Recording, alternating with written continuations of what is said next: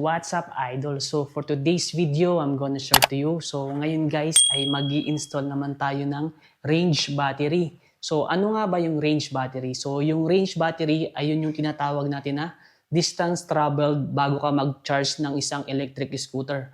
So pag mag-add ka ng range bat, so ibig sabihin madadagdagan din yung iyong distance travel.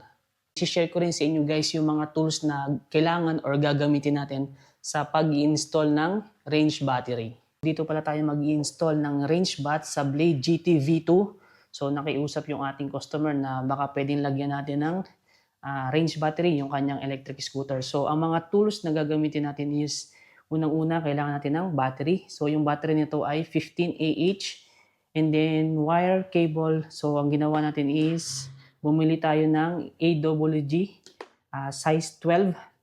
Okay, and then gumamit din tayo ng XT60 connector and then pang solder, then soldering paste and then soldering wire, and then of course gagamit din tayo ng heat shrink.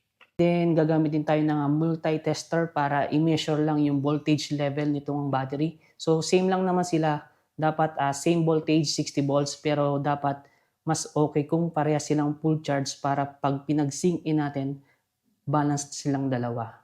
Ang gagawin natin guys is parallel connection. So parallel connection is red to red, black to black lang yung gagawin natin. Kapag series type naman guys is magdadagdag ka ng voltage.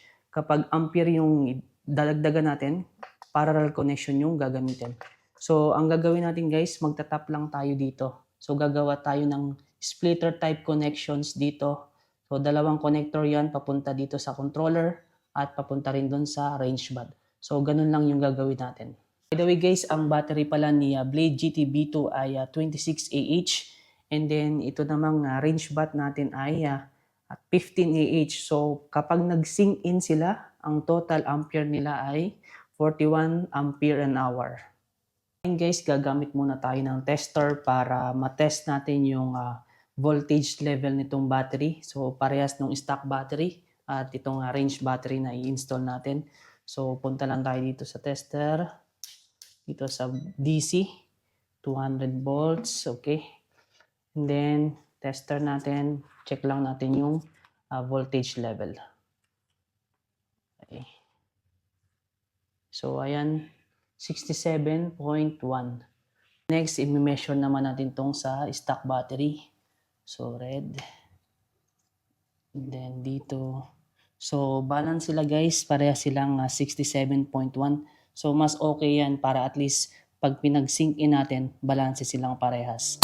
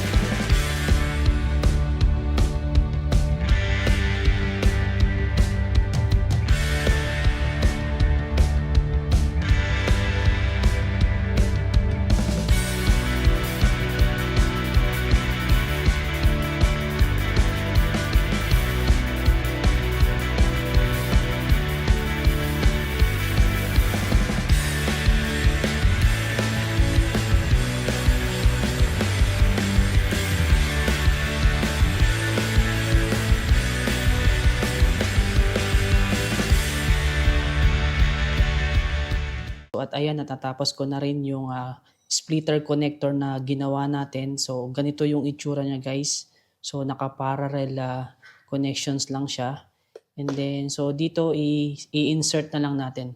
So, dito, ito yung pinakang main battery, plug in, papunta dito sa controller, and then dito sa range bat.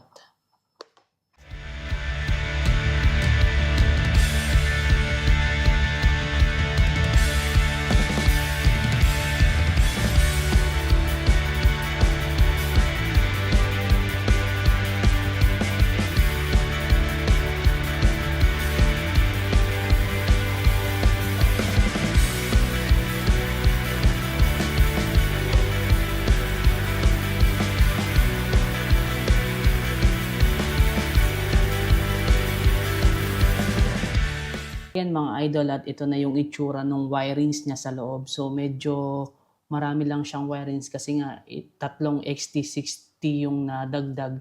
Pero okay pa naman siya, fit pa rin naman siya sa pinakang frame.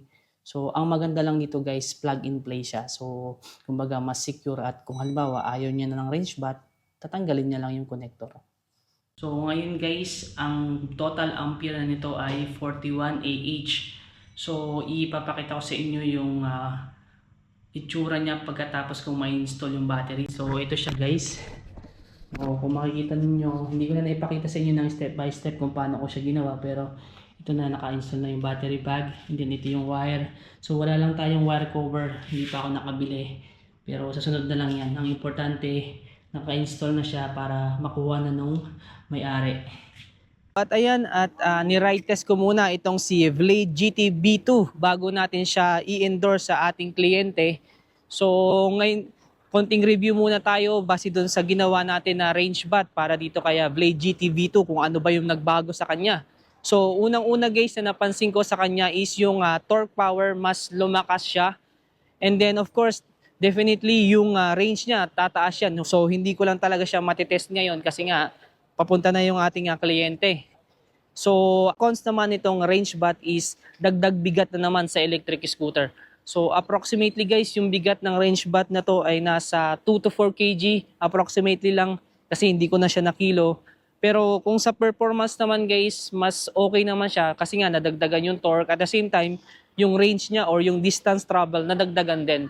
Ang kagandahan lang guys sa ginawa natin na splitter na parallel type dito sa ating range bat is yung wala tayong pinutol na wires.